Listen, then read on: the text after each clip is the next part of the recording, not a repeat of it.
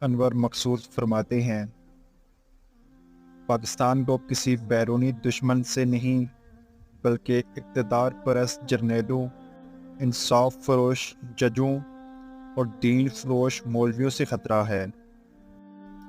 عجیب ملک ہے جہاں ٹریفک سگنل توڑنے پر تو جرمانہ ہوتا ہے لیکن آئین توڑنے پر کوئی سزا نہیں ہوتی۔ برائے مہربانی قربانی کی کھالیں حکومتی اداروں کو دیں تاکہ عوام کی کھال اتارنا تو بند کریں۔ اس قدر مہنگائی میں صرف ریاضی کا استاد ہی گزارا کر سکتا ہے۔ وہ روٹی کے ساتھ دال، سبزی، گوشت اور سالن وغیرہ فرض کر لے گا۔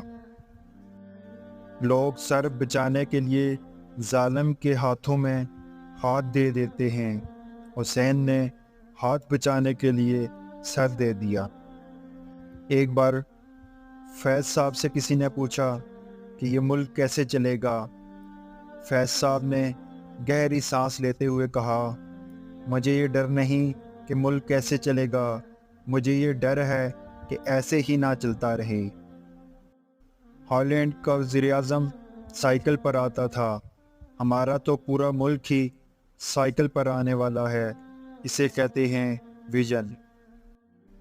پاکستان میں مہنگائی یورپ کے حساب سے کی جا رہی ہے، عوام کو سہولتیں یوگنڈا کے حساب سے دی جا رہی ہیں، جبکہ وزیر اعظم سمیت ان کے وزیر مشیر عیاشیاں عرب شہزادوں کی طرح کر رہے ہیں۔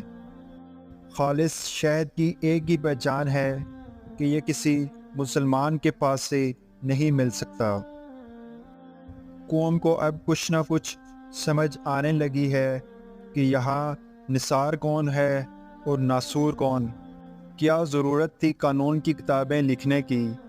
صرف اتنا ہی لکھ دیتے کہ جس میں طاقت زیادہ ہوگی عدالت ان کی غلام ہوگی۔